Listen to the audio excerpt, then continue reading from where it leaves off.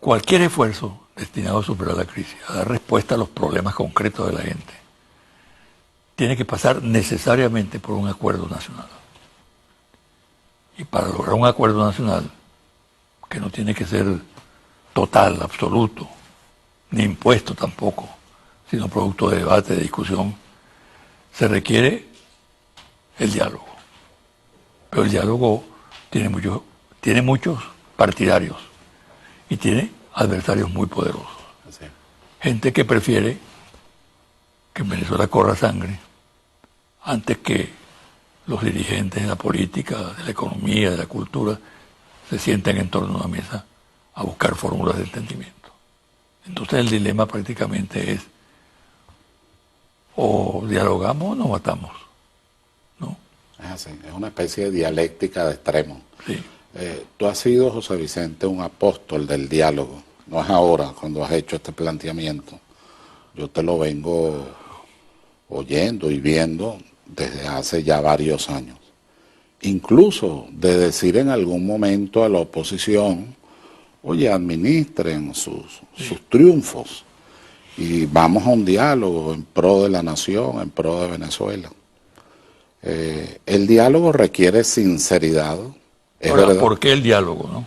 El diálogo es la única forma de evitar la situación de violencia que se percibe y además no legitimar de alguna forma los radicalismos y las posiciones extremas que le harían un enorme daño a la República. Habría que imaginarse el Caracazo multiplicado 5, 6 o 8 veces, porque sociológicamente hablando, no es como algunos dicen, vamos camino a una guerra civil. No, nosotros vamos a vivir, si permitiéramos eso, una guerra social.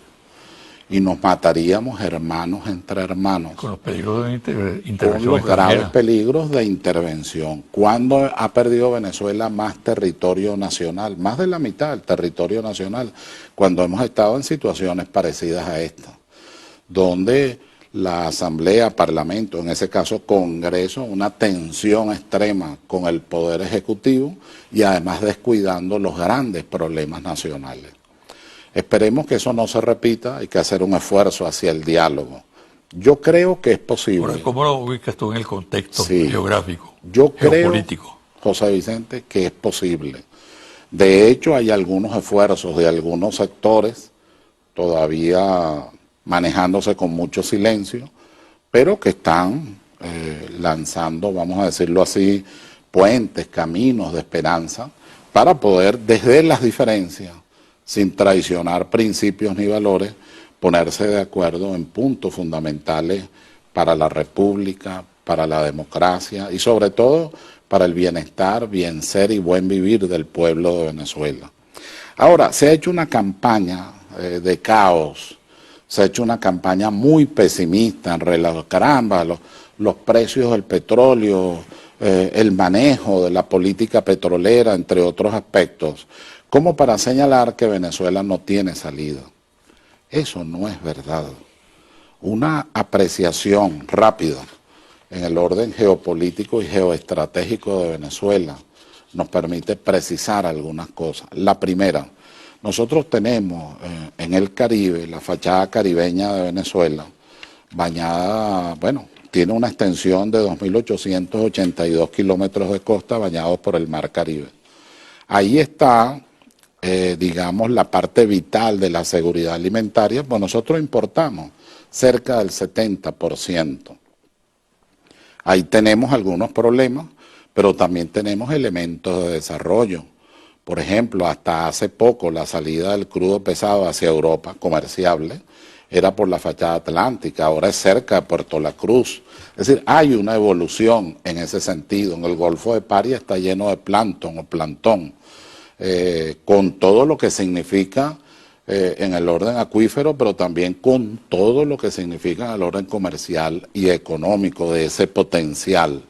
Aparte de eso, en la fachada atlántica, donde tenemos lamentablemente el conflicto con Guyana, el conflicto fronterizo, el diferendo fronterizo, bueno, nosotros tenemos allí mucho diamante, desde la mina del Polaco hasta empezar la fachada atlántica, y eso está bañado de oro. O sea, de verdad, Si en algún momento podría hablarse del Dorado, es precisamente ahora, con todo el oro que se tiene. Hay que ver lo que significa tener los recursos que tenemos en el mar, la patria azul que llaman los especialistas, y lo que nosotros tenemos en términos de minerales preciosos. Pero si bajamos al Amazonas, entonces ya no es solo minerales preciosos, son estratégicos, plutonio, radio, entre otros, en cantidades fundamentales y muy importantes. Si seguimos por el otro lado, que sería la fachada andina, nosotros tenemos un intercambio comercial fundamental hacia todo lo que es el área andina. Y si seguimos hacia arriba, entonces nosotros tenemos la salida del crudo pesado liviano, que ocurre o se desarrolla hacia el paso de la Mona y el paso del Viento y llega a la costa este de los Estados Unidos.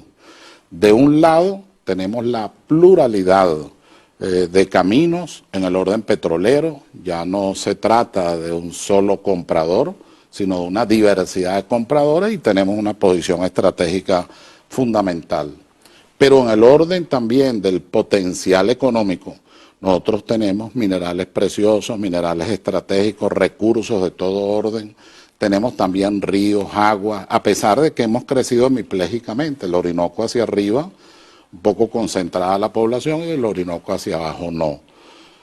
En términos estratégicos, la Constitución previó lo que se llama el concepto estratégico nacional, que debe ser producto de un diálogo, casualmente, de todos los sectores institucionales de la República, incluyendo esa corresponsabilidad entre la sociedad civil y la Fuerza Armada Nacional. Esas razones que tú das son motivos suficientes para ser profundamente optimista. Claro, yo tengo, además, es decir, no es que lo he olvidado, subrayo y aclaro.